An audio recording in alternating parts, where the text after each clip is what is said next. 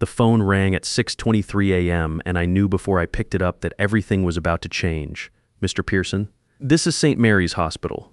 Your father collapsed at home this morning. You need to get here now. My name's Bradley Pearson. I'm 47, and in that moment, sitting on the edge of my bed in the dark, I felt the same gut punch I'd felt 5 years ago when Sarah's doctor called with her test results. Some phone calls you never forget. I threw on yesterday's jeans and drove the 20 minutes to the hospital doing math in my head. Dad was 78, still living alone in the same house where he raised me after Mom died when I was 12. Still fixing neighbors' cars in his garage, still stubborn as hell about accepting help. The doctors said it was a massive stroke. Brain hemorrhage? Maybe 48 hours if we were lucky. Hudson, my 16-year-old son, met me in the ICU waiting room. Kid had driven himself there in the old Honda I'd been teaching him to work on. Same model Dad taught me on 30 years ago. Funny how these things come full circle. Is Grandpa going to be okay? Hudson asked, and I could see Dad's eyes in his face, that same steady look that didn't back down from hard truths. I don't know, son, but he can still hear us. Doctor says we should talk to him. We spent the morning taking turns sitting with Dad, holding his hand, telling him about Hudson's college applications and the transmission I was rebuilding in my garage. Around noon, I realized I had to make the call I'd been dreading. I walked out to the parking lot and dialed Diane Sterling's number. She'd been my boss for about 8 months. Ever since TechFlow Solutions got bought out by some corporate conglomerate back east. Diane came from the finance side, didn't understand the first thing about network infrastructure, but she had an MBA and talked a good game in meetings. Bradley, she answered on the second ring. Aren't you supposed to be monitoring the Apex migration today? Diane, I'm at the hospital. My father had a stroke. I need to take some time off. Silence. Then how much time are we talking about? 4 days, maybe 5. The funeral home needs time to arrange everything, and I have to drive Hudson back to school afterward. That's a problem. We're in the middle of the biggest migration we've ever done. The Apex contract is worth $203 million.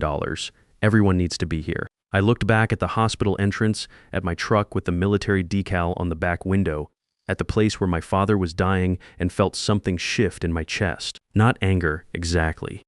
More like a system reaching critical failure threshold. Diane, this is my father. He raised me. He's the only parent I have left. I understand that, but this is business. We all make sacrifices. You can have 2 days, and you'll need to be available by phone for any critical issues. 2 days. For the man who taught me how to troubleshoot a carburetor, how to read wiring diagrams, how to show up every day and do the work right the first time. The man who held me together when Sarah died, who helped me figure out how to raise a teenage son alone. What about the documentation backups, I asked. Not because I was planning to help, but because I wanted to hear her say it. You have everything stored on the shared drives, right? Standard company protocol. I almost laughed. Standard company protocol. In 15 years at TechFlow, I'd written maybe 60% of the automation scripts that kept our client networks running. Custom monitoring tools, disaster recovery procedures, integration protocols for legacy systems that predated half our current staff. Most of it living in my personal folders because the company documentation system was a joke and getting approval to update it took 6 months of committee meetings. Sure, I said. Standard protocol, good. 2 days, Bradley. That's all I can approve. I hung up and stood there for a minute, watching traffic flow past on the interstate. Then I called Roger Walsh, my actual manager, the guy who'd hired me back when TechFlow was still independent. Roger, it's Bradley. Diana just told me I can have 2 days off for my father's funeral. Yeah, she mentioned that.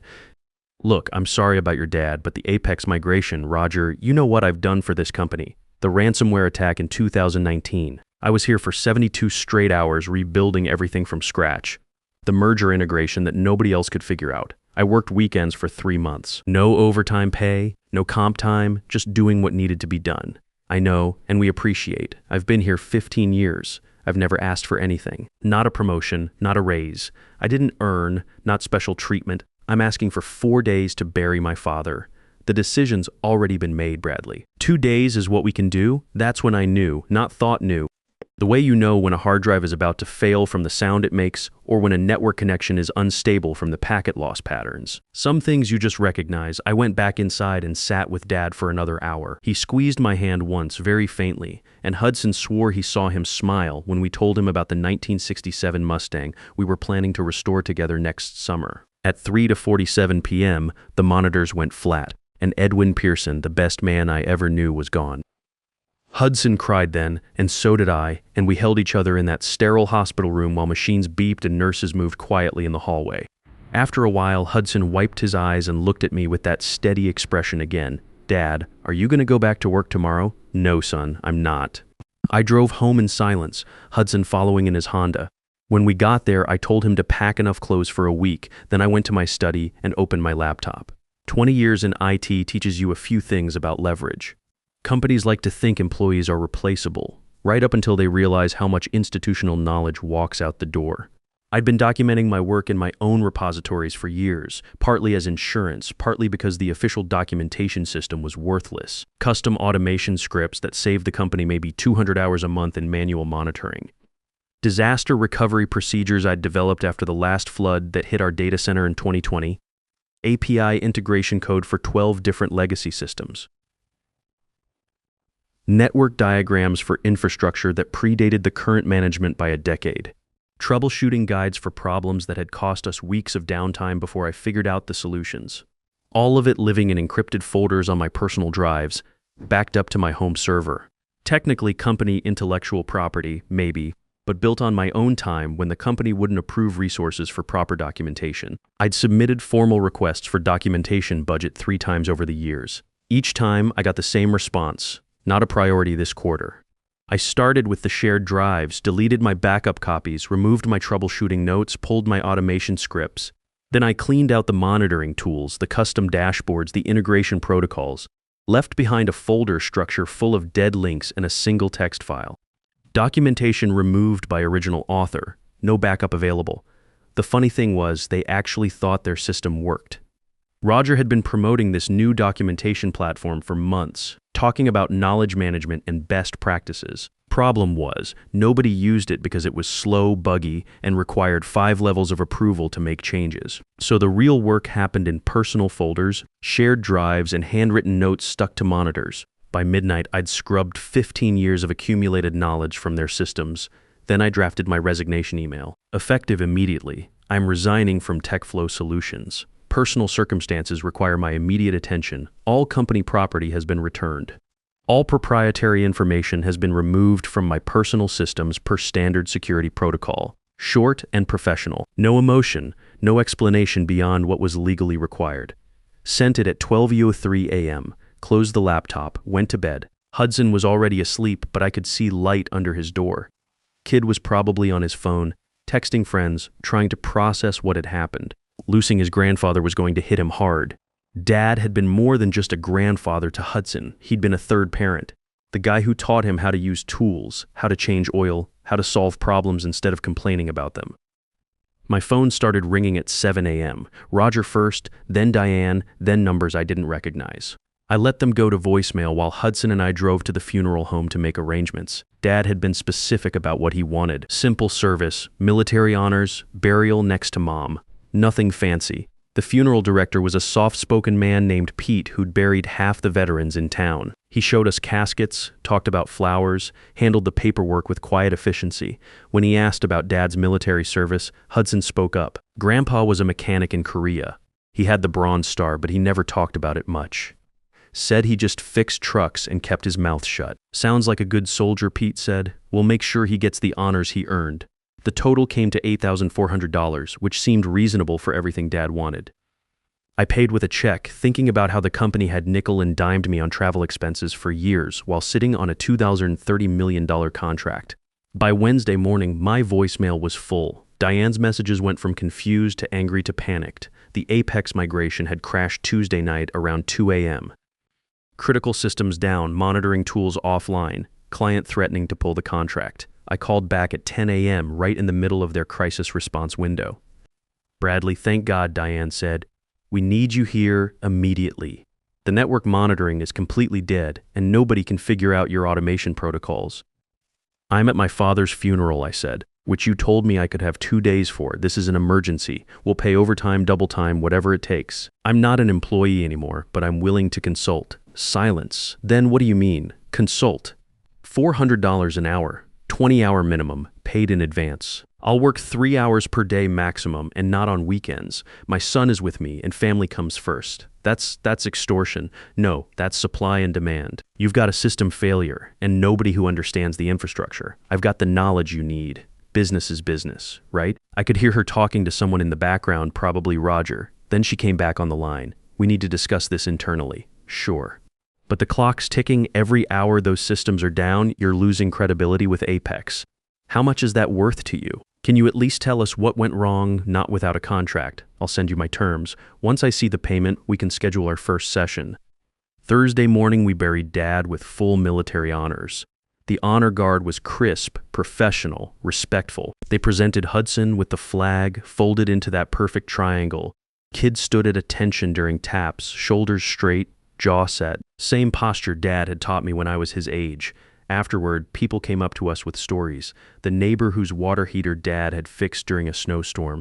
The lady from the diner who remembered Dad bringing her fresh tomatoes from his garden every summer. The mechanic from the shop down the street who said Dad had taught him more about engines than 4 years of trade school. Your dad was old school, the mechanic told Hudson when he gave you his word, that was it. Didn't matter what it cost him. Hudson nodded, understanding something that most kids his age never learn. That reputation matters. That keeping your word matters. That some things are more important than money or convenience. That afternoon, TechFlow wired $8,000 to my consulting account. I started my first consulting session Friday morning at 9 a.m. sharp. Video call with their entire crisis team. Diane, Roger, 3 junior engineers who looked like they hadn't slept in days, and some guy from corporate I didn't recognize wearing a suit that probably cost more than most people make in a month. Okay, I said, sharing my screen. Let's start with the basics. What exactly failed Tuesday night? Everything, said Jamie, one of the junior engineers. The monitoring dashboard went dark around 2 a.m. We tried to restart the services, but half the scripts are throwing errors we've never seen before. I pulled up my notes, not the ones they used to have access to, those were long gone. These were my personal backup files, the real documentation that had taken me years to build. The monitoring system depends on 17 different integration points. When I built it, I included failsafes for 12 of them. The other 5 were considered low risk by management. I looked directly at Diane. Remember the budget meeting in March where you said redundancy protocols weren't cost-effective? She shifted in her chair but didn't answer. Here's what happened. The primary database connection timed out around 1:47 a.m. Should have triggered the backup connection, but someone, and I'm not naming names, decided to save money by running the backup on the same server cluster. When the primary failed, it took the backup with it. Can you fix it? Asked the corporate guy. I can walk your team through the repair process. But first, let's talk about the scope of the damage. I spent the next hour explaining exactly how broken their system was. The monitoring failure had cascaded into the reporting engine, which fed data to the client dashboards, which were now showing 3-day-old information. Apex had noticed Wednesday morning when their quarterly numbers didn't update. They're threatening to audit our entire infrastructure, Roger said. If they find any other problems, they will, I said. Because this isn't the only single point of failure in your system. I identified 23 critical vulnerabilities over the past 2 years. Submitted reports on all of them. Want to guess how many got fixed? Silence, 4. The ones that affected executive dashboards, the rest were classified as technical debt and pushed to next quarter. The corporate suit was taking notes. How long will it take to stabilize everything? Depends on your team. If they follow my instructions exactly, maybe 3 days. If they freelance and try to improve on my design, could be 3 weeks. What about long-term stability? Diane asked. I smiled, not a friendly smile. That's a separate conversation. Today's session covers emergency repairs only. If you want me to redesign your infrastructure for actual reliability, that's a different contract. We spent the remaining 2 hours walking through the restoration process step by step. I had them document everything, partly to make sure they understood it, partly because I knew they'd mess something up and need to start over. Next session is Monday morning, I said when we hit the 3-hour mark, same time. Wait, said Jamie, we might have questions this weekend. Monday morning, I repeated and ended the call. Hudson and I spent the weekend cleaning out Dad's house. Found his tools neatly organized in the garage, each one clean and in its proper place. Found the watch he'd worn for 40 years, still keeping perfect time. Found a letter addressed to Hudson, written in Dad's careful handwriting. Your grandfather wanted you to have this, I told Hudson, handing him the watch. He believed in doing things right, treating people with respect, and never backing down from what's important. Hudson strapped it on his wrist. Perfect fit. Dad had always been good at planning ahead. Monday's session went smoother. They'd followed my instructions mostly, and the monitoring system was back online. The reporting engine was still throwing errors, but those were fixable. Good progress, I said. You're maybe 60% back to normal functionality. What about the other 40%? Asked Roger. That's where it gets interesting. The remaining repairs require access to the legacy system interfaces, the ones that predate your current staff by about 8 years. I let that sink in for a moment. Then I continued. Here's the problem. When TechFlow was independent, we built custom bridges between the old systems and the new ones. Those bridges are, let's call them undocumented. The people who built them are mostly gone except for me. Surely there are records somewhere, said Diane. There are in my personal archives. Which brings us back to the consulting agreement. Current contract covers emergency repairs. System architecture consulting is a different tier. The corporate guy leaned forward. What exactly are you proposing? Full system documentation and modernization plan. $600 an hour, 40-hour minimum. Timeline depends on how much of the legacy code you want to preserve versus rebuild from scratch. That's $24,000, Diane said, like I couldn't do math correct, which is about what you'll lose in the first month if Apex drops their contract. How much is reliability worth to you? They went into a sidebar discussion, muting their microphones. I could see them arguing, pointing at screens, pulling up spreadsheets, corporate politics in action. Finally, Roger came back on the line. We'll need to run this up the chain. Can you give us until Wednesday? Sure, but the clock's still ticking. Every day, those legacy systems run without proper maintenance increases your risk of cascading failure. Wednesday morning, they authorized the extended contract. By then, word had spread through the industry. I got 3 calls from other companies asking about my availability. Seems TechFlow wasn't the only outfit running on prayer and duct tape. The extended consulting gig lasted 6 weeks. I rewrote their entire monitoring infrastructure, documented every system interface, and trained their team on proper maintenance procedures. Professional work delivered on time with clear documentation they could actually use. During that time, Hudson started helping me with the business side. Kid had inherited Dad's mechanical aptitude and my logical thinking. He set up a simple invoicing system, tracked billable hours, even sat in on a few client calls to take notes. Dad, he said one evening, as we were reviewing the week's work, this is better than your old job, isn't it? Different? I said. Better? We'll see, but it was better. By the end of the TechFlow contract, I'd made more in 6 weeks than I used to make in 6 months. More importantly, I was working on my own terms. No pointless meetings, no corporate politics, no boss telling me my father's funeral wasn't important enough to interrupt a migration project. Hudson was learning things you can't get in school, how to talk to clients professionally, how to estimate project timelines, how to set boundaries and stick to them. Kid was already talking about majoring in computer science, but now he understood the business side too. Dad, he said one evening as we were closing Dad's garage for the night, Grandpa would be proud of what we're doing. He was right. Dad had always believed that good work speaks for itself, but you still have to stand up for yourself when people try to take advantage. He'd taught me that lesson working on cars. Sometimes you have to walk away from a customer who won't pay fair wages, even if you need the money. 3 months after Dad's funeral, TechFlow lost 2 more major clients. Turns out the Apex migration wasn't the only project held together with duct tape and hope.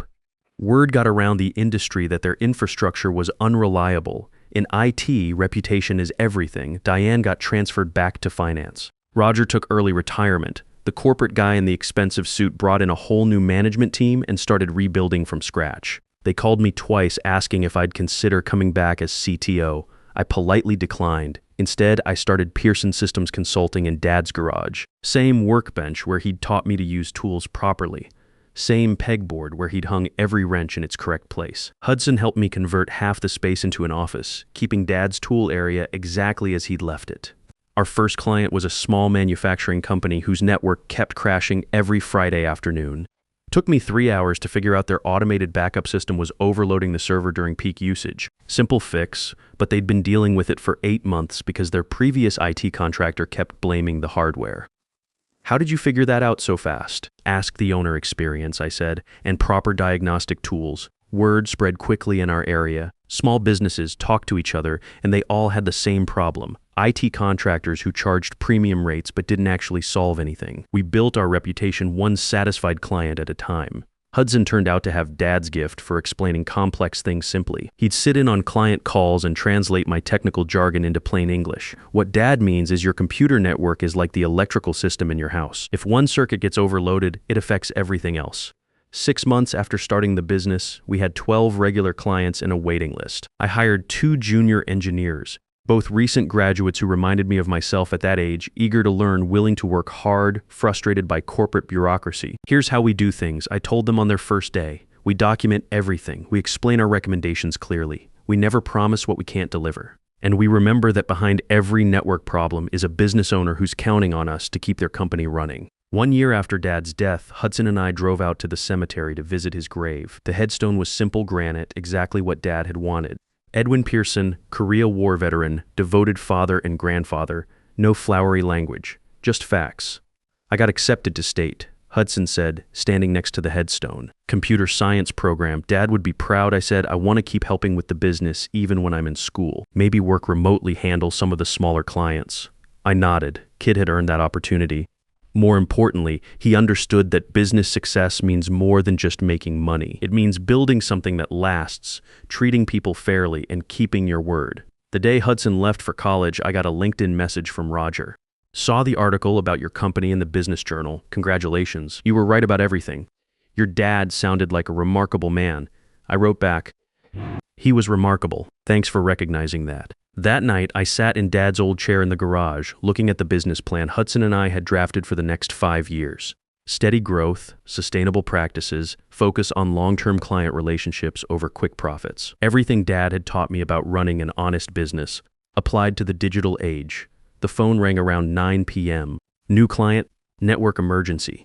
Could I help them right away? I quoted my after-hours rate, explained my response procedures, scheduled a morning appointment. Professional, fair, straightforward. After I hung up, I looked around the garage again. Dad's tools still hung in perfect order. His workbench still smelled like motor oil and determination. Hudson's college textbook sat next to my technical manuals on the shelf we'd built together. 3 generations of Pearson men, each building on what came before, each facing down people who didn't understand the value of honest work and family loyalty. Dad had taught me that respect isn't something you demand, it's something you earn.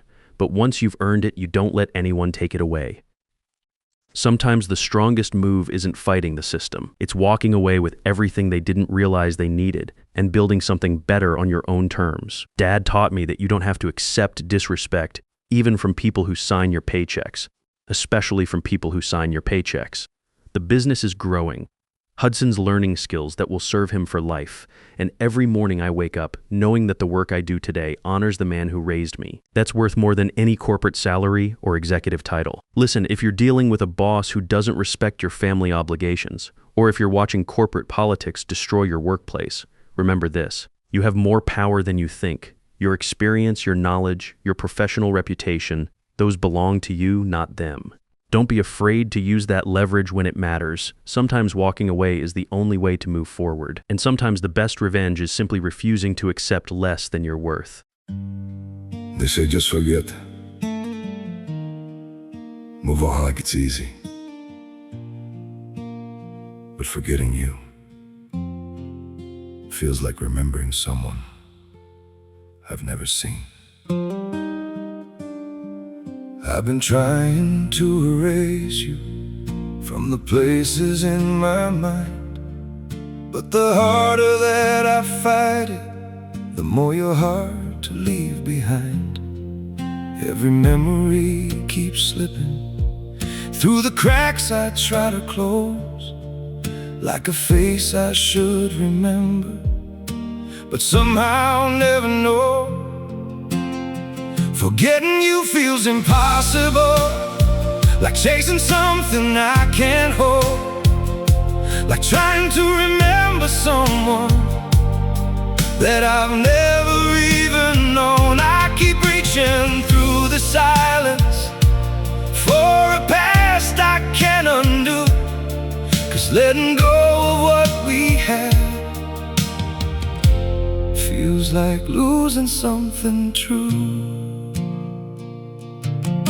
Every moment turns to fragments, every thought just fades to blue, like I'm searching for a feeling that still only leads to you. Forgetting you feels impossible, like chasing something I can't hold, like trying to remember someone that I've never even known. I keep reaching through the silence for a past I can't undo, 'cause letting go of what we had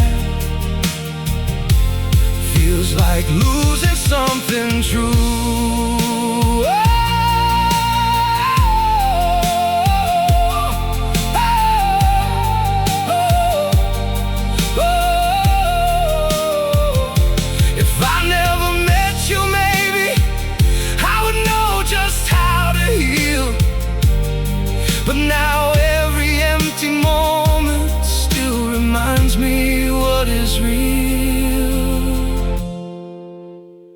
Forgetting you feels impossible, like chasing something I can't hold, like trying to remember someone that I've never even known. I keep reaching through the silence for a past I can't undo, 'cause letting go of what we had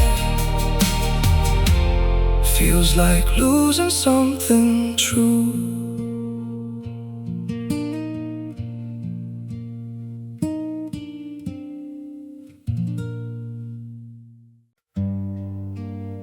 Some days feel off, like I'm standing but still falling. A little pain, a little tired, and no one to tell it all to. There are days that feel unsteady, like I'm drifting out of place. Every step just feels so heavy, with a smile I have to fake. A little hurt I keep inside me, a little weight I always hide, and 1,000 quiet worries I've been holding deep inside. There's no one here to tell it to, no one who would understand. So I carry all these feelings like they're slipping through my hands. A little broken, little lost, trying hard to just get through. All these nights I stay awake with everything I never say to you. I keep walking through the silence like it's all I've ever known. Every crowded room reminds me how it feels to be alone. There's no one here to tell it to, no one who would understand. So I carry all these feelings like they're slipping through my hands. A little broken, little lost, trying hard to just get through. All these nights I stay awake with everything I never say to you.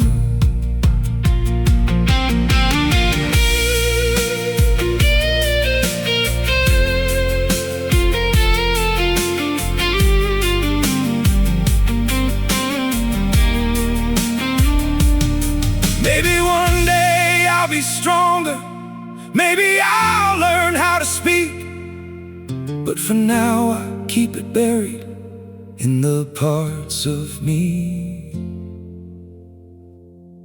too weak. There's no one here to tell it to, no one who would understand.